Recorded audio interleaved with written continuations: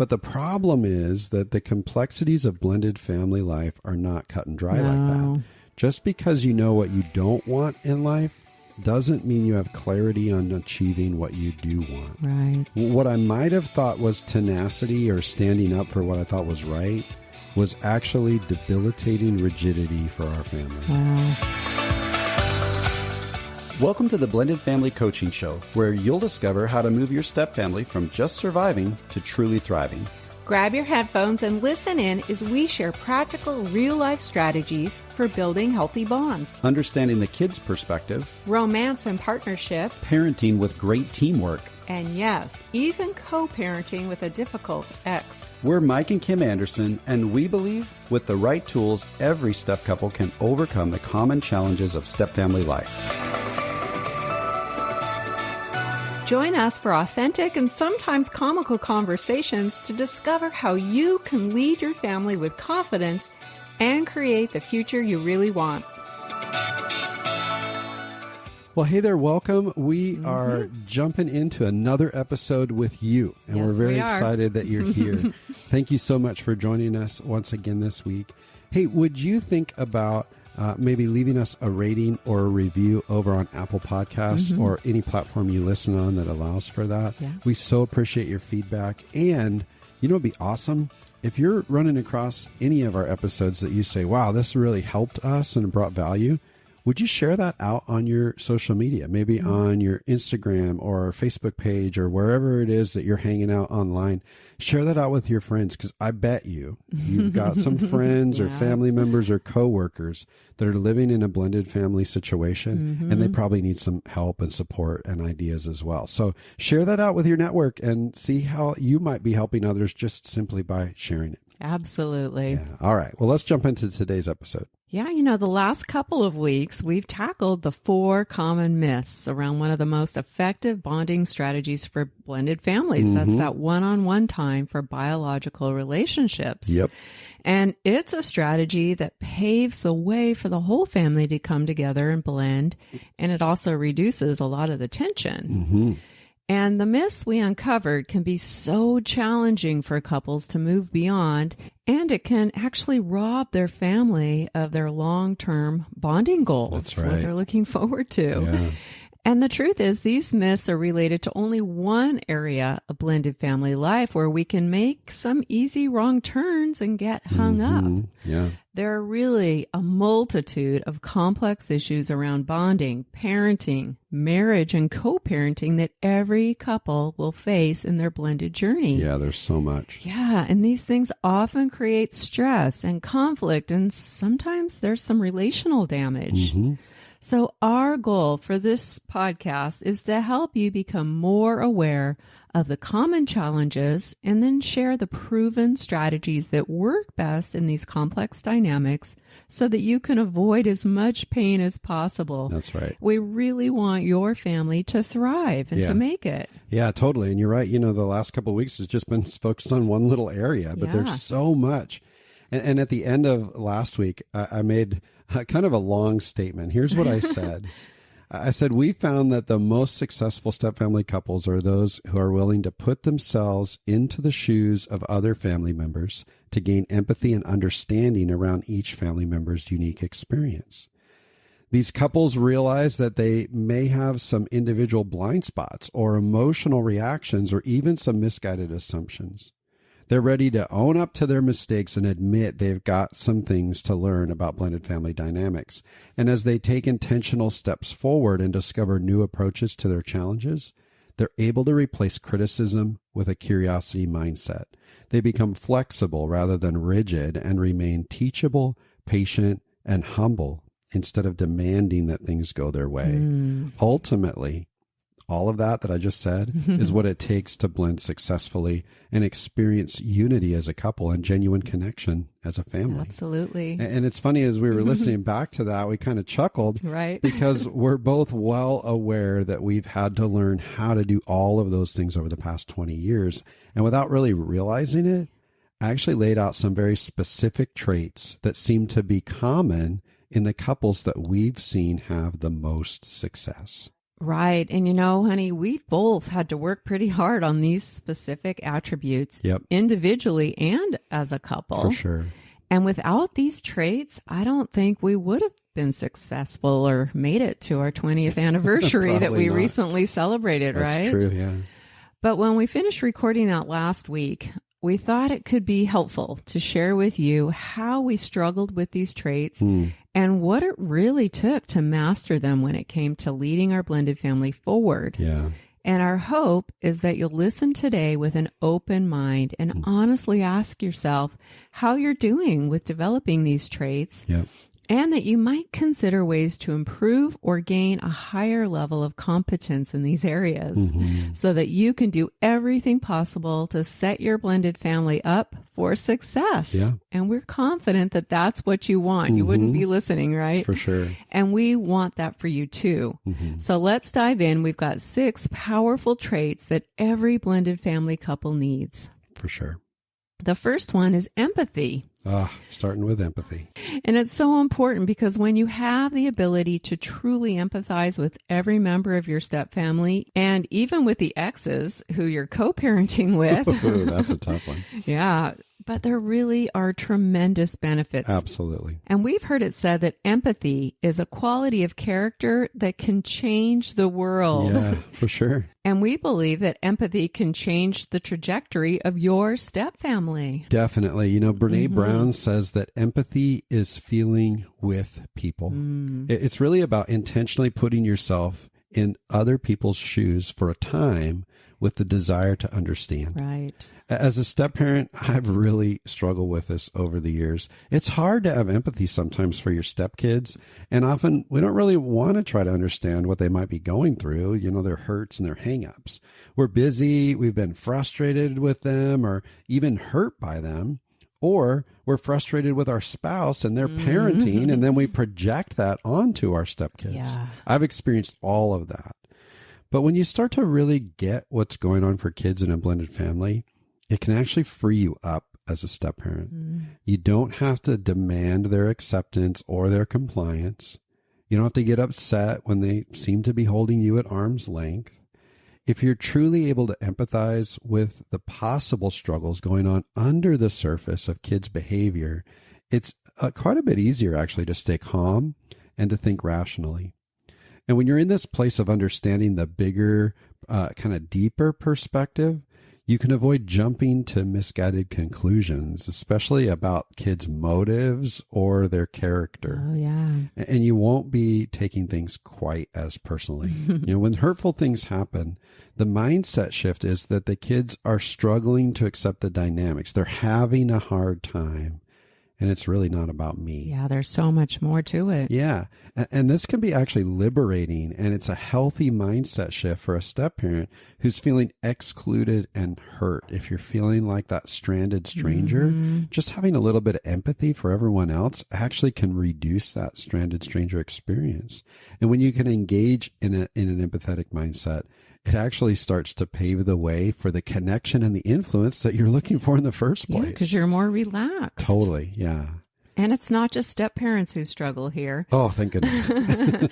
Bio parents can be challenged with empathy as well. Yeah. We once worked with a couple where the dad, the bio dad, he really didn't want to hear about the perspectives of his kids, about the loss and the grief and the tough emotions that his kids could be experiencing through this whole blending process. Yeah, it's hard. Yeah, and it made him feel bad as a parent, right? It kind of triggered guilt. Yeah. That's really understandable, right? Facing reality can be tough in these dynamics. Yeah.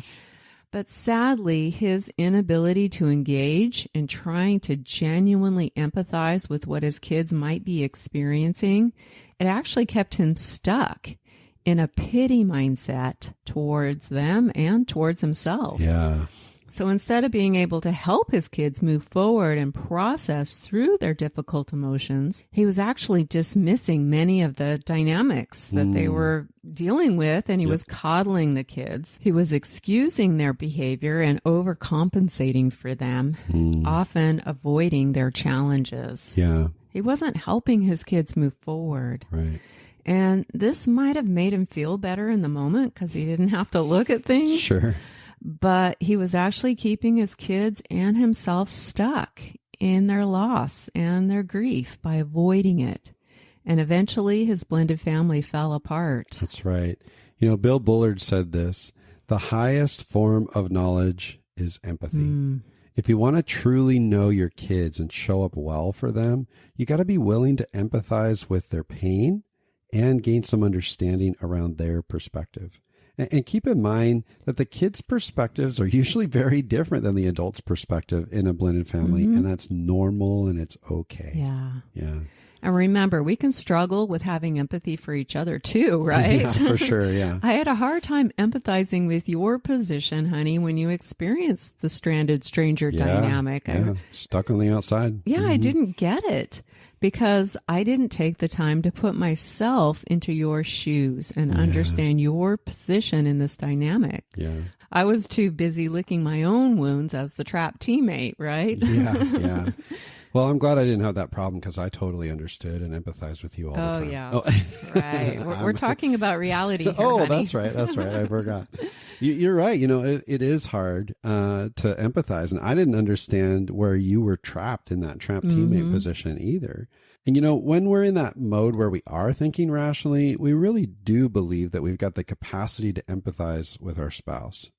But one of the things that Patricia Papernow, one step family expert, says is that pain trumps empathy. Oh, so true. And when we're in pain, it's really hard to empathize with each other. And this is one we repeat often to our coaching clients, reminding them that it's hard to get into that empathetic mindset. And the truth is that when we're experiencing those painful emotions, we really aren't thinking rationally.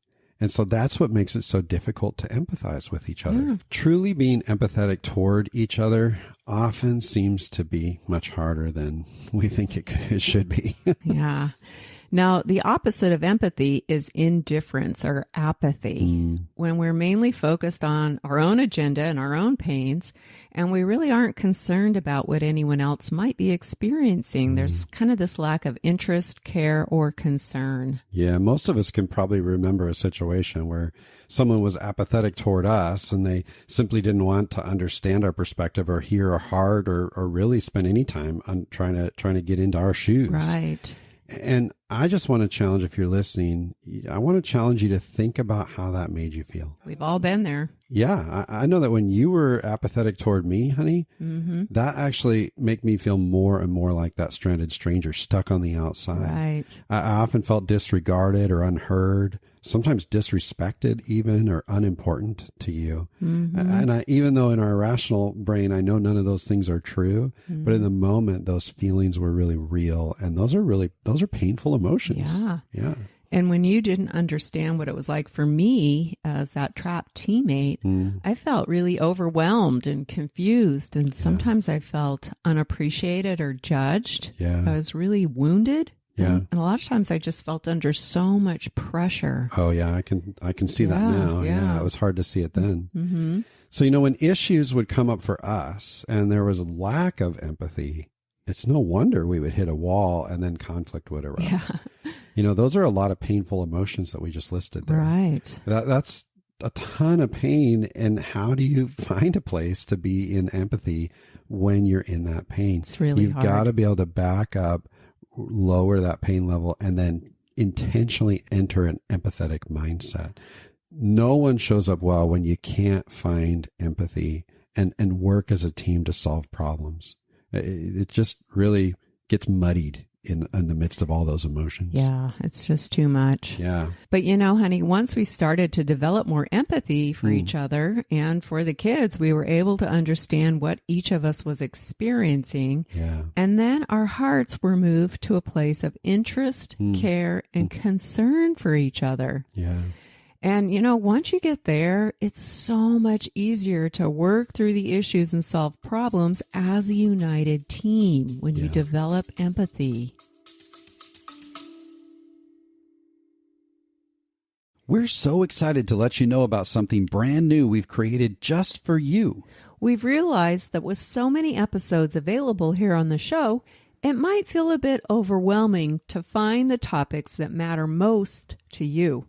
That's why we've created a simple tool for you to receive a personalized playlist focused on your current struggle or your biggest challenge. That's right. It's called the Blended Family Breakthrough Quiz. You'll answer just a few questions, and based on your responses, we'll email you a curated custom playlist of episodes that are specific to you. This simple quiz will direct you to the most impactful episodes that pertain to you personally and keep you on track in your journey of discovery, learning, and growth. So, scroll all the way to the bottom of the show notes for this episode and click the link to take the Blended Family Breakthrough Quiz today. Okay, let's get back to the discussion. Right. And I've said before, empathy is a hard trait to develop, especially when you're hurting, but it's absolutely necessary for success, and it's a choice you can make. It is. You can choose to say, I'm going to set aside my own pain for a moment so that I can choose to focus on what might be going on for you or what might be going on for this child. Yeah. You can make that choice. So very powerful. Absolutely. Empathy is a top priority in order to find success in blended families. Now, what else? A second trait that is really important is humility. I've heard it said that true humility is staying teachable regardless of how much you already know. Oh, yeah. I might tweak that to say how much you already think you know. Yeah. If you want to succeed as a blended family, you've got to maintain a teachable spirit. And the reason is because there are many proven strategies and approaches to a healthy blended family that feel counterintuitive. We spent the last 2 weeks debunking the myths around one-on-one time, right? That strategy is actually, for many couples, often very counterintuitive, but it's a proven one. So in order to adopt it, we've got to have enough humility to say, maybe I don't know everything I think I know, and maybe I need to try out some things that are counterintuitive for me. Right. Often blended family couples believe they know how to approach blending. They believe they know what the priorities should be and how things need to be, what decisions they need to make. But within these complicated dynamics, they might actually have several just ideas that are wrong. Right. Little misguided. That's right. We often say this, you don't know what you don't know. And when you don't know, you're vulnerable to making some easy wrong turns. That's right. And easy wrong turns are mistakes couples often make without even realizing it. And the results of these mistakes are unexpected and unintentional strife in their family. Yeah. And this is because taking an easy wrong turn, even when it seems intuitively right, often creates added stress and resentment, conflict, and a lot of disconnection. All of the opposite of what they're really trying to achieve. Yeah, winging it can really take us to a place of easy wrong turns, right? But the good news is that every couple can avoid those easy wrong turns simply by adopting an attitude of humility and maintaining an attitude that's open to learning and open to having their own thought processes challenged. Absolutely. I have a mentor that used to have this little tiny slip of paper up on his bulletin board in his office, and all it said was a simple little statement. It said, don't believe everything you think. Right? I think most of the time my thoughts are accurate until somebody comes along and disproves it, and I realize how much I don't know. Yeah. I heard this said lots of times before. The older I get, it seems to be the less I know, right? Yeah. Because I begin to realize, wow, some of these thought processes that I have my mind locked into just are incorrect. Yeah, we have a high opinion of our ideas. That's right. And then it's later down the road, oh, wait a minute. Wait, I had that really wrong. Yeah. When we're coaching couples, sometimes one of them makes a statement that they really believe in. They're really adamant. They kind of declare it, right? But sometimes we notice they're a little bit misguided in their understanding. Right. And when that happens, often I try to ask if I can challenge or kind of push on their thought process. And I absolutely love it when they respond with, yes, like, that's why we're here. That's what we're paying you for, right? That's why we're doing coaching.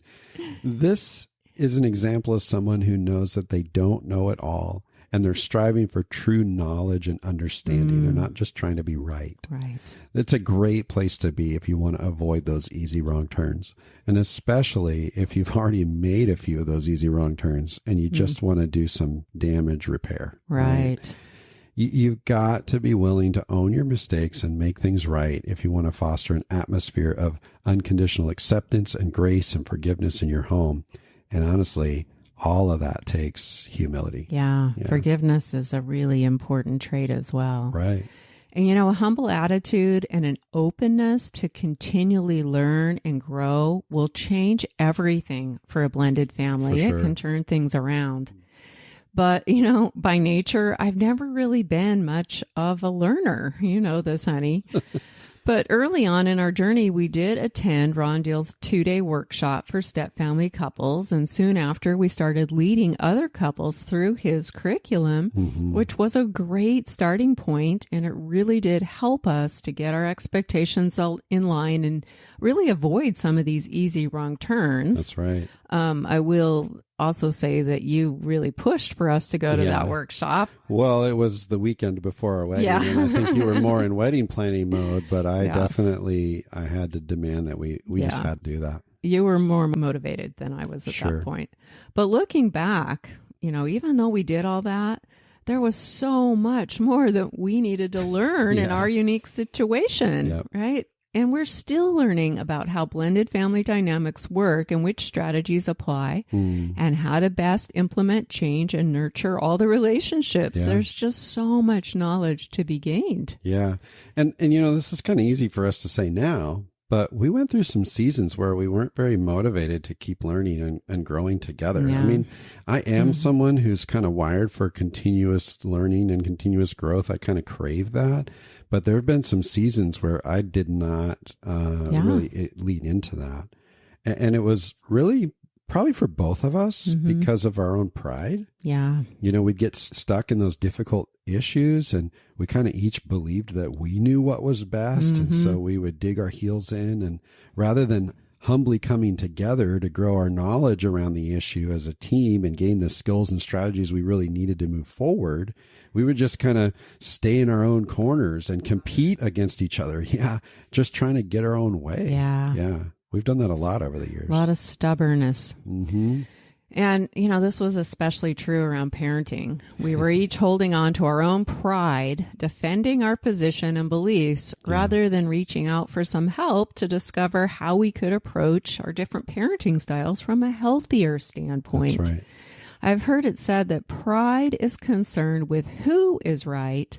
Humility is concerned with what is right. Wow. We really had to adopt that and make that shift over the years, didn't we? We did. And once we finally did get some help around parenting, we learned that our different parenting styles could actually be a strength for our family. But we had to let go of our pride.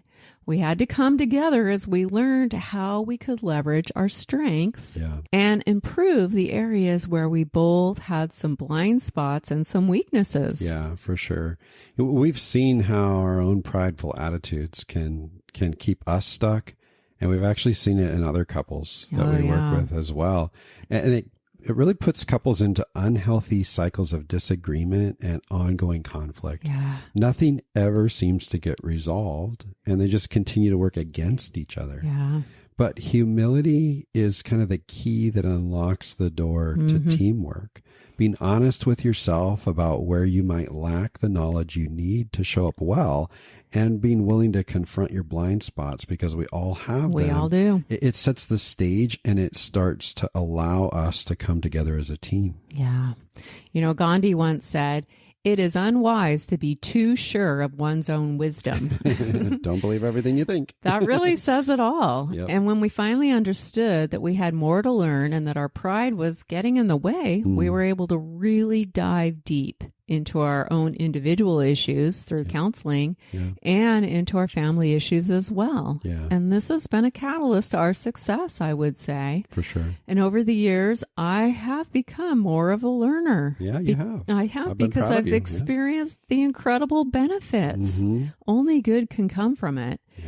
And I will continue to learn and grow because now I also want to help you guys achieve success and bring you value. Right. And yeah, we'll just continue down that path. That's good. So we want to have empathy. We want to have humility. Yes. Another thing that we really need is courage. And you know what? Just living blended family life really does take some guts sometimes. It takes intentionality and determination to lead your blended family successfully. Yeah. And the real test of courage for blended family couples is around change. Do you have the courage to take action and do something new? Absolutely. You got to ask yourself that question. This is where we see couples struggle and sometimes get stuck. And honestly, we were stuck there too, because change is hard. Change is hard. And, you know, as well as being prideful and apathetic, I also tended to settle for the status quo. Right? Man, you were really messed up, weren't you? I was. If I'm really honest with myself, I was being lazy. I knew it would take a lot of energy and some effort to do something new. And I just wanted to focus on other things that were easier, like my own personal hobbies and interests, right? You know, and in hindsight, this was really a priority problem for me.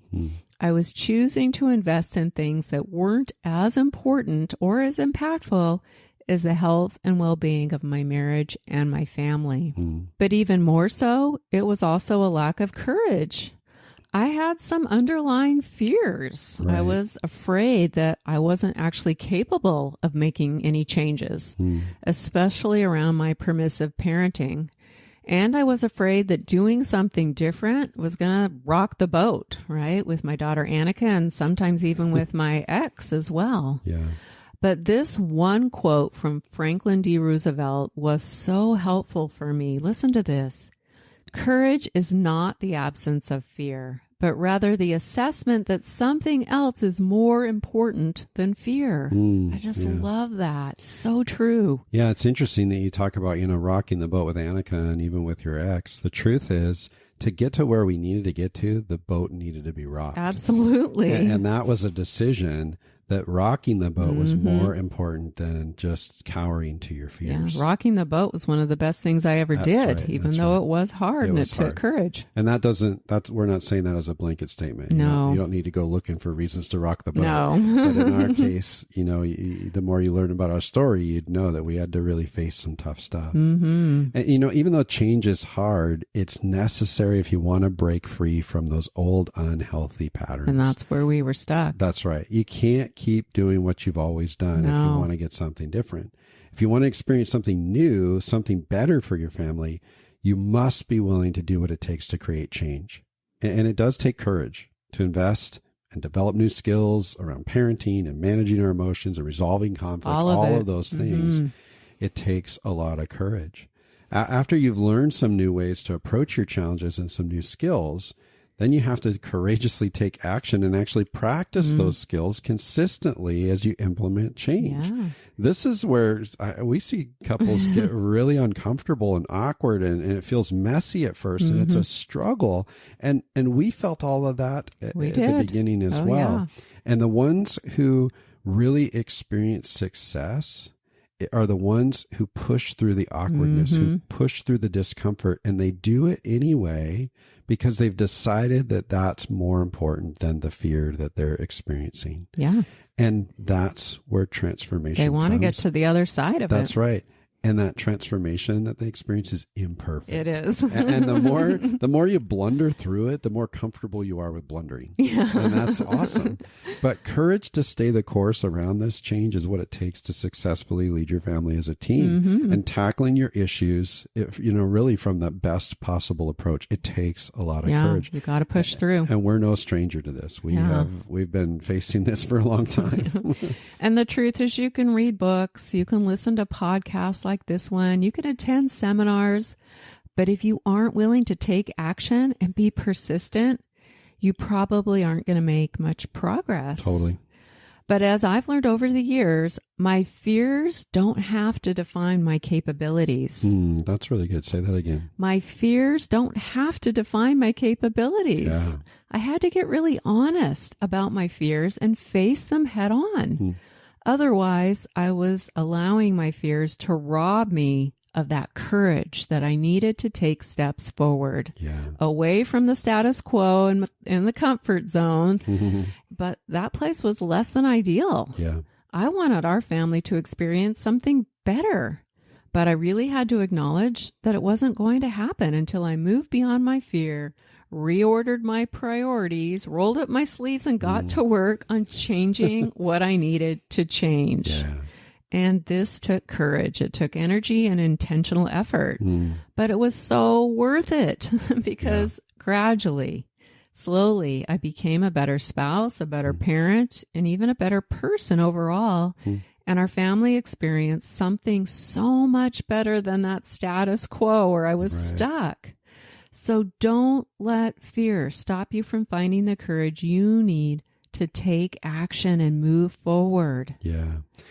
I've heard it said that courage isn't having the strength to go on. It's going on when you don't have the strength. Wow. Sometimes we've got to make the choice to keep working at it and to fight for our family, even when things feel hopeless and we're feeling exhausted.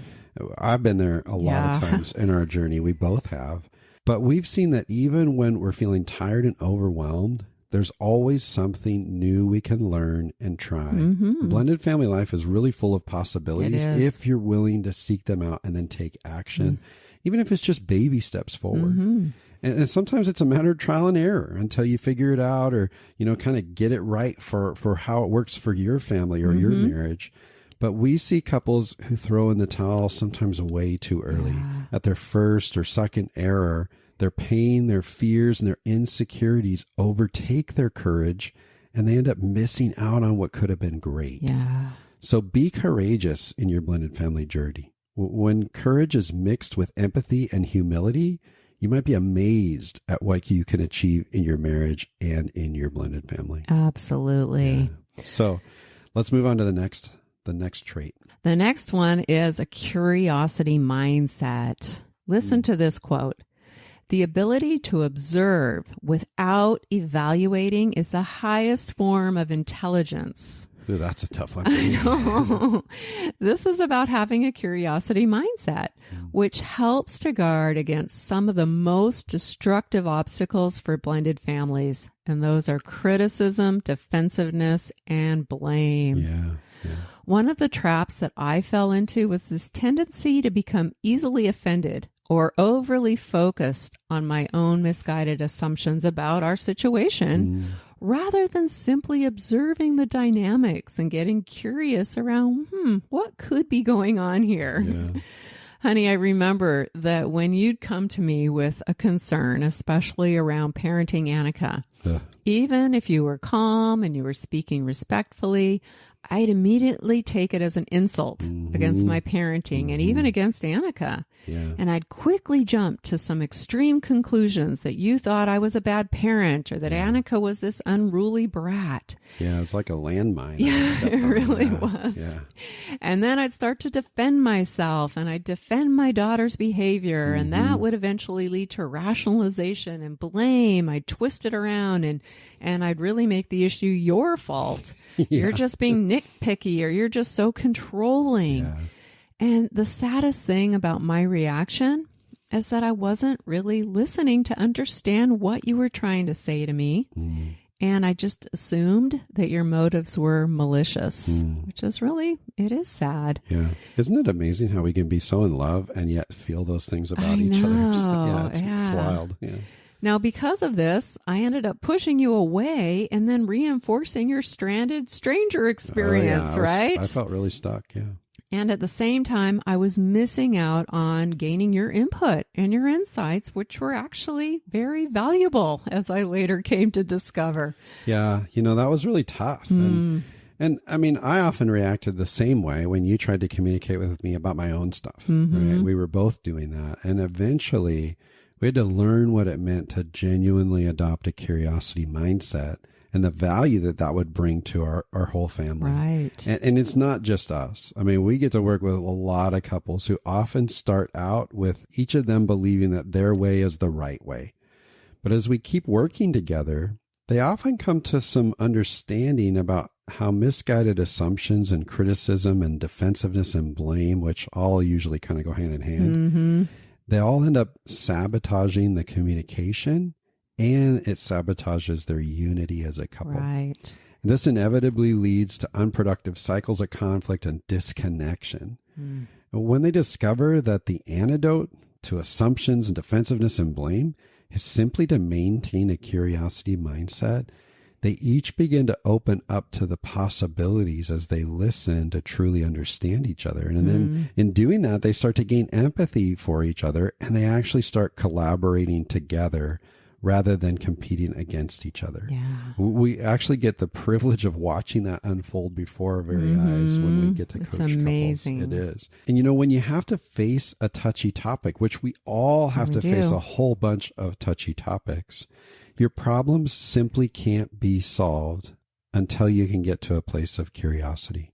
And we know this because of our own struggle, as well as witnessing all those other couples transform, because they start to adopt that curiosity mindset with each other and with the kids.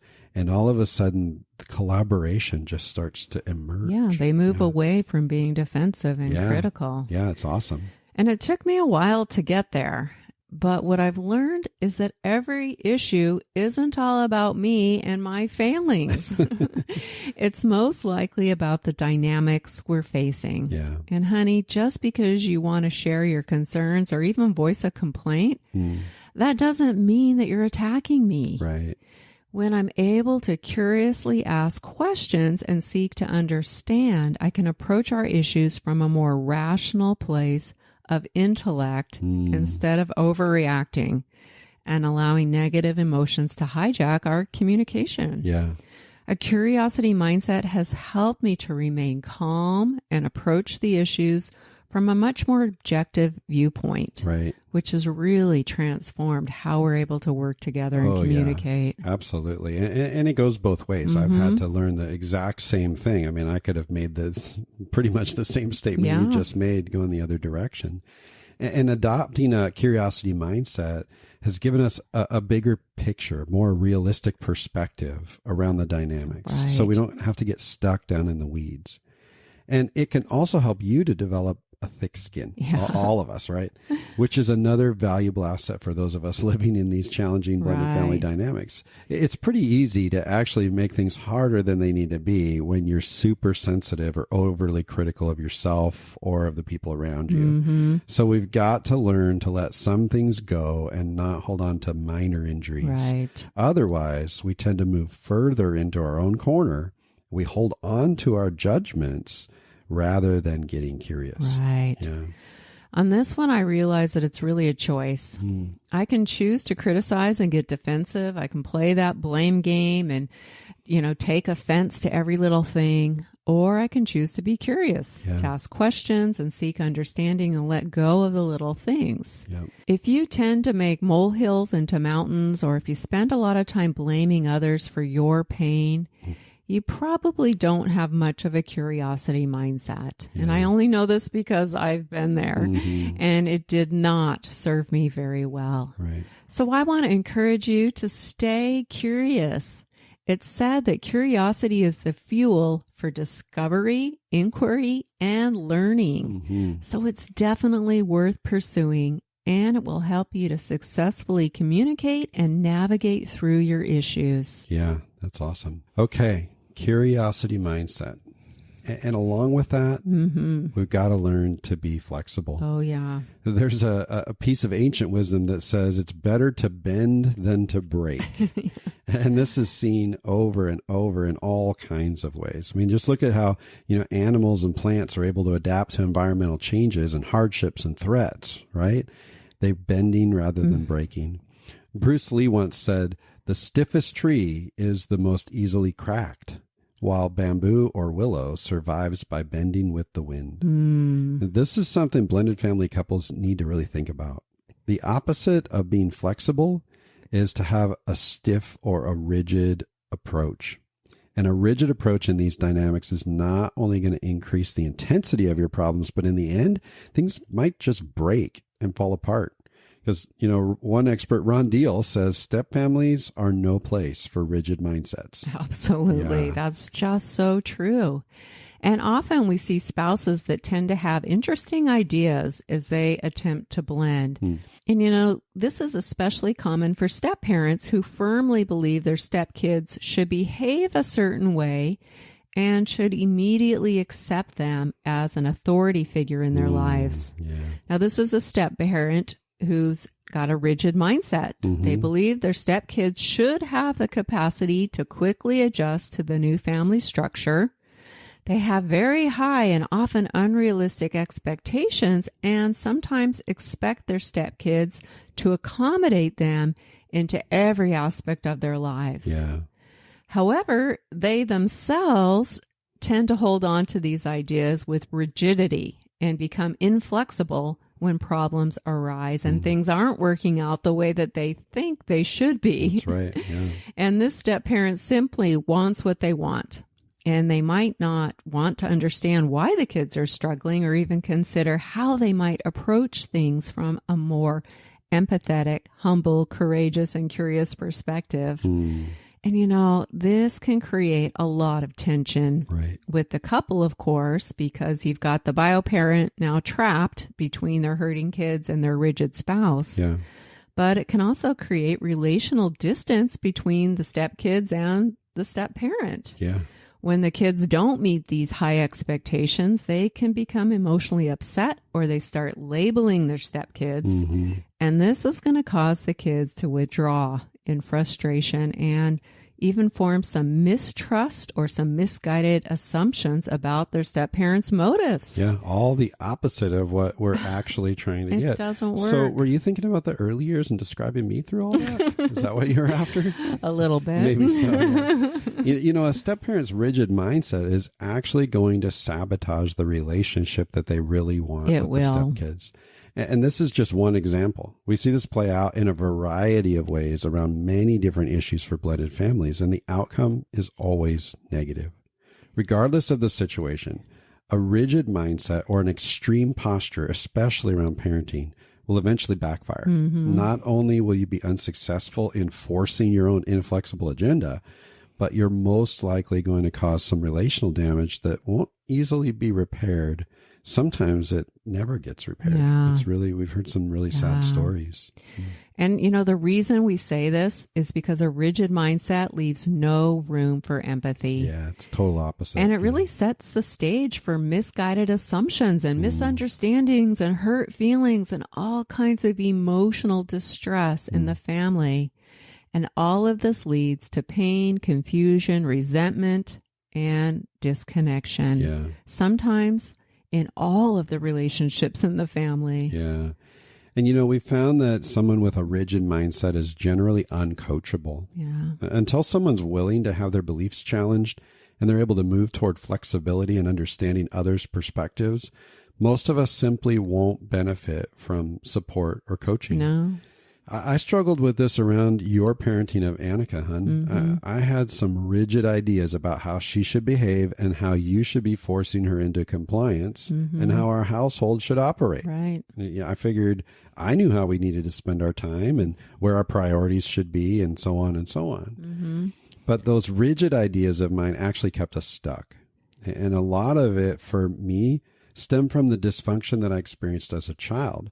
See, what happened to me is I thought I had this clear picture of what I didn't want for our family because of those difficult things that I experienced when I was younger. And so it was simple. Just do the opposite of that, right? But the problem is that the complexities of blended family life are not cut and dry like that. Just because you know what you don't want in life doesn't mean you have clarity on achieving what you do want. Right. And for several years, as I kind of stayed locked into my rigidity, we stayed stuck in cycles of conflict. What I might have thought was tenacity or standing up for what I thought was right was actually debilitating rigidity for our family. Wow. Yeah. It's amazing for me to hear you say that 20 years later. It's a lot different now, It isn't it? is. Yeah.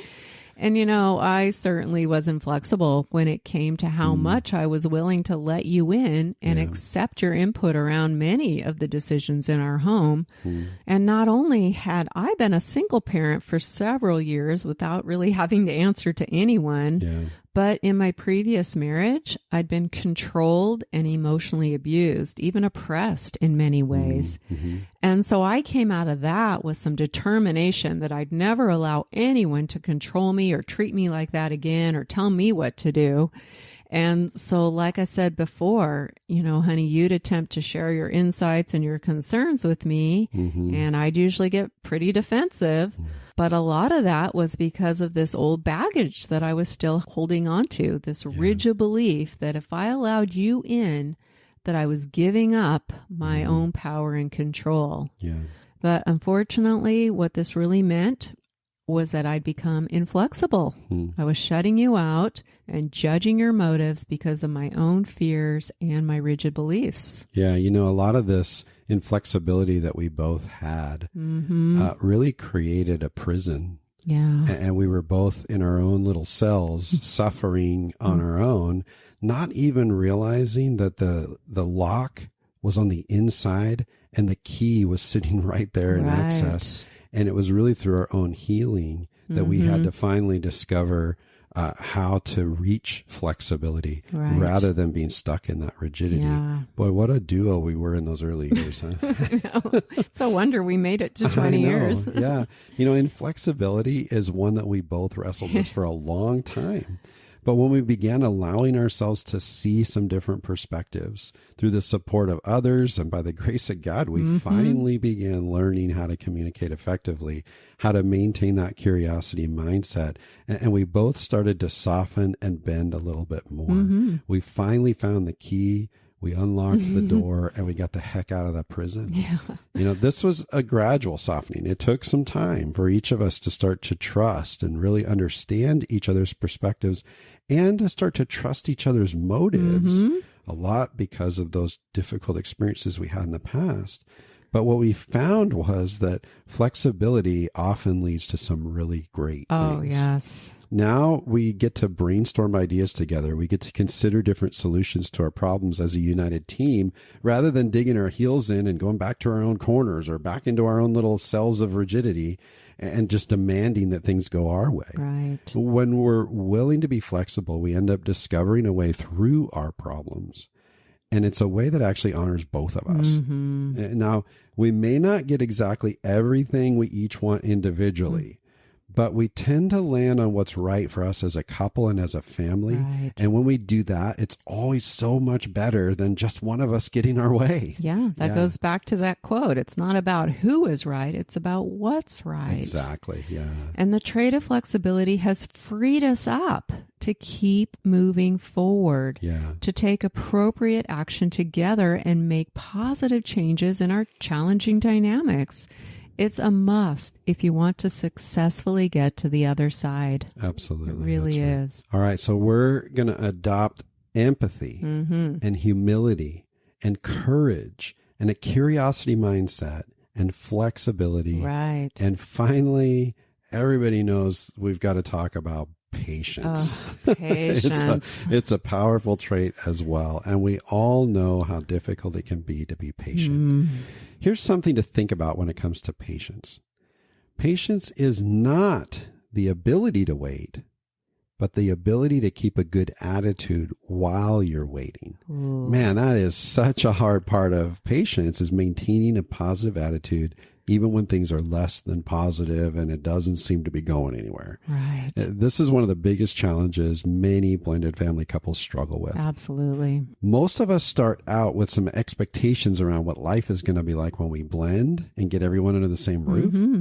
And when those expectations clash with the reality that we're experiencing, the knee-jerk reaction is often to just react in panic. And panic does not lead to a positive attitude.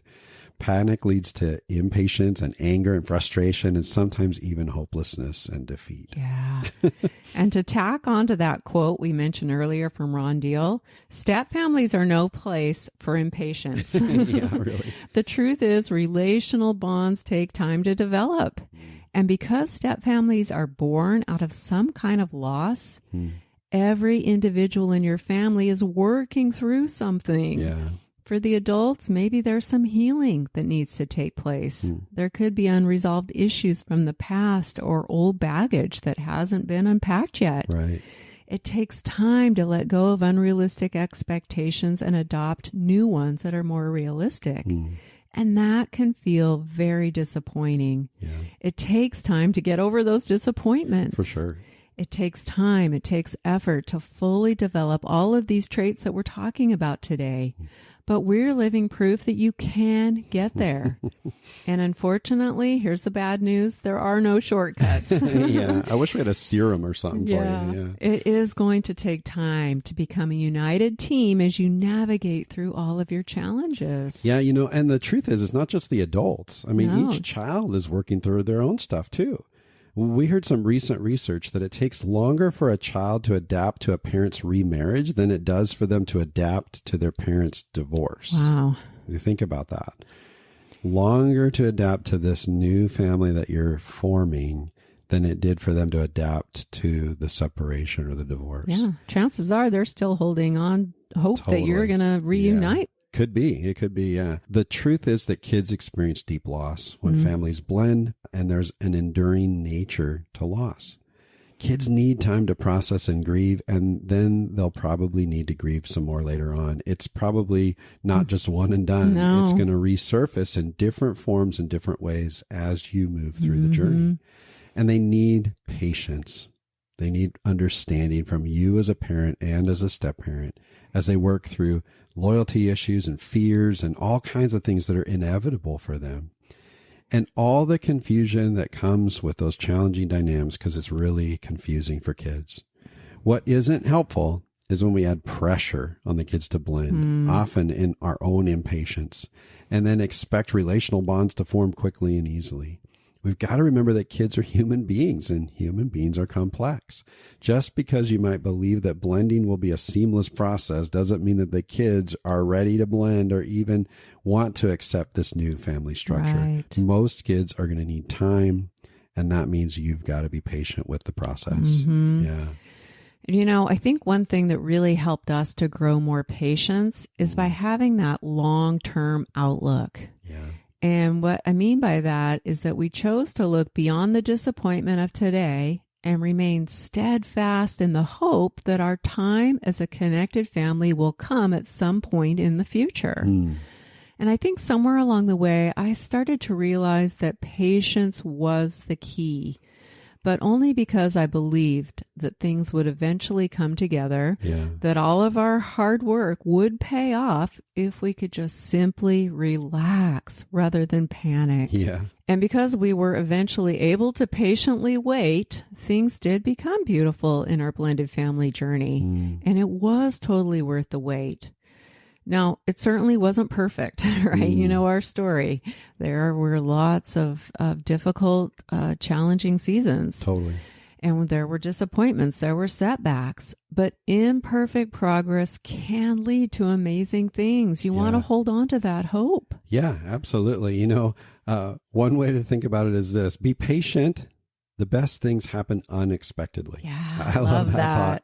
And what that's really saying is let go of your expectations. Keep your hands open and patiently wait for the good that's going to come. Hold on to some hope.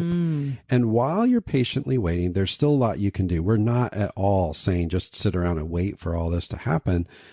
We talk about different things you can do every single week here on the podcast. You can remain calm. You can hold your hands open while you learn about new approaches and new ways to your unique dynamics, and then just take appropriate steps forward. Like these things are not mutually exclusive. You can do these simultaneously. Being patient doesn't equate to inactivity. It means that you're willing to do what you can right now. You're willing to plant some seeds of success even when you don't see an immediate improvement. Right. We're kind of in the middle of summer and we're waiting for some of these vegetables to come out of our vegetable garden, right? We planted seeds months ago and it took a while. We got to be patient. It means giving up some of those high expectations and really moving into a place of peaceful acceptance around what is for today and what's not your family's reality. And then being okay to wait for the changes that you really desire that are going to come. Right. And I love that idea of waiting for the unexpected. We've lived out that reality, but only because we continued to plant lots and lots of seeds that really did seem to lay dormant for quite a while. But we waited patiently for those seeds to grow, and eventually something new and beautiful did emerge. And this was especially true, honey, in your relationship with Annika that slowly grew over the years. And you've been unexpectedly surprised at some of the wins that you've been able to experience in your relationship with her, wouldn't you say? Oh, absolutely. I still get surprised sometimes just by the way she responds to me when she's here, and she's almost 26 years old. But the reality is it took a lot of time and a lot of patience. And I'm so grateful there's been some grace for me in those times when I was impatient. Right. I mean, every time I did just try to push my way into her heart, it didn't work. No. I had to understand her reality first and then plant some appropriate seeds that eventually did grow and flourish. I think we've seen this principle of patience play out with couples that we've coached over the years lots and lots of times. They struggle with their disappointments, and totally understandably so. And they kind of reach out to us in a state of panic. And sometimes they even respond in panic, even when we're in the midst of trying to help them. But slowly they start to calm down. And as they learn a little bit more and a little bit more about the realities of blended family life, things begin to change. They start planting more realistic seeds and kind of strategically lead their family towards some imperfect progress, right? How many times with clients or even here on the show do we say imperfect progress, imperfect progress, imperfect progress? It's going to be a little messy. You know, there's one thing that goes hand in hand with imperfect progress, and that's patience. If you're going to make imperfect progress, you've got to have patience. Yeah. And what's really cool is that there's some couples that we get to connect with sometimes years after we've worked with them. And we get to see how those seeds have flourished. And we hear about some of the wins that they've experienced as a result of patiently waiting instead of allowing their panic or their impatience to take over and try to force these things to happen. Right. Yeah. And we've experienced this in our marriage as well. Oh, goodness, yeah. The only way we were able to get out from under those backbreakers that we talked about in episode 101 that were keeping us stuck in unresolved conflict and to discover those load lifters in episode 102 that were essential for us in making any real progress in saving our marriage. The only reason we got there was because we were willing to remain patient. Patient with ourselves and patient with each other as well. For sure. And we'll put links to those 2 episodes in the show notes if you want to learn more about the backbreakers and the load lifters. Yeah, that's right. That took a lot of patience to work through. Yeah. I really love that we've had this conversation, you know, and I hope that this conversation around these powerful traits is bringing some value for you today. And you might have noticed that we mentioned quite a few quotes and thoughts around each of these things. And that was intentional on our part, because we want to end this episode with a challenge for you. Yes. Because we know how important these traits are to your overall success, we want to challenge you to choose one of these traits that might have stood out to you as an area where you might be able to improve. Maybe you realized you've got some blind spots in one of these areas, or that it would serve you and your family better to gain some new skills, and maybe you just in one of these 6 traits. Right. Pick just one, and then choose maybe a quote or a comment or an idea that you heard today that you really related to, something that stuck out to you, it energized you. And maybe you'll need to go do a Google search or something and find something that's a really good fit for you in that one area. But choose something that you can use as a mental reminder in those moments when you might be struggling. write that down. Put the quote or the statement somewhere where you can easily access it every day. Maybe on your bathroom mirror, in the car, on your screensaver on your phone, or whatever it might be. Something just for the next couple of weeks that reminds you, oh yeah, that's the one thing that I'm working on. Right. Just try that for a couple of weeks and really hold on to that. Yeah. It could be that growing more empathy for the members of your family is a trait that you'd like to develop more in yourself. So in those moments when you're struggling to understand what's going on with one of the kids or with your spouse and you're stuck in that place of indifference towards them or you just don't care. Yeah. Pause before you react and choose to focus on that quote or that statement about empathy that really resonates with you, maybe one that you heard today. And the goal here is that focusing on something different instead of where you usually go, that can really help you to intentionally choose to see the people around you through a more empathetic lens and hopefully give you a little boost of motivation to put yourself in their shoes in that moment of frustration, right? Catch yourself. Yeah, it's kind of replacement therapy. Yeah. Right? Or maybe you're feeling like your pride might be getting in the way and keeping you from learning new ways to approach your challenges. And it's humility that's the area where you could use some improvement. Find a quote or a statement that reminds you about being humble and teachable. Yeah, and if you're struggling to find the courage to take action and maybe you need to reevaluate your priorities or you've got some fears that are holding you back from trying something new, there are so many inspiring quotes about courage and perseverance that can help you to overcome your obstacles and take a next step forward. That's right. Maybe you tend to get critical of others or quickly get defensive when difficult conversations come up. You might decide that a curiosity mindset would be better for you to focus on. So find a quote that's going to help you stay curious and remember to ask questions before you react. Maybe it's flexibility that you'd like to work on, letting go of those rigid beliefs about how things should be and opening up to more realistic possibilities. If you're ready to learn how to bend and you'd like to avoid breaking, find something that will motivate you to soften when you feel yourself wanting to dig your heels in. Yeah, for sure. It could be that you're struggling with feeling impatient and you like to catch yourself in those moments when you would normally lose your patience. Maybe you realize it would serve you well to relax and focus on the bigger picture instead of panicking. So choose a quote or a statement that's going to help you patiently wait, keep a positive attitude, even when things feel less than positive. Yeah. I mentioned earlier that in my experience, really with all of these traits, I had to make some choices to do something different, something better. And our challenge to you is to simply make a choice, to honestly evaluate how you're doing in these specific traits and then to pick one to work on, and then choose to move toward doing something new. I've never regretted the choices I've made to grow in each of these 6 areas. And we believe that if you make this kind of choice, you'll be glad you did too. So go for it. Yeah, yeah. And you know what? We're still growing in these traits. We are. Too. I mean, I'm going to own the truth that I would like to continue growing in the area of humility. I mean, I just got back from a great week with our daughter Phoebe and at camp. At camp, and you know, such a great time at JH Ranch where I really learned a lot, and I was reminded of how much I need to stay in that teachable mindset and have humility. I've done a ton of research and reading and forming thoughts. And I think sometimes, like I said earlier, there's these moments where I feel like the older I get, the less I realize, the less I know. There's other moments where maybe my pride gets in the way and I think I know it. Yeah. And I got to step out of that and really stay in a teachable, humble mindset. So that's an area where I'm going to continue to grow. There's always more to learn. Yeah.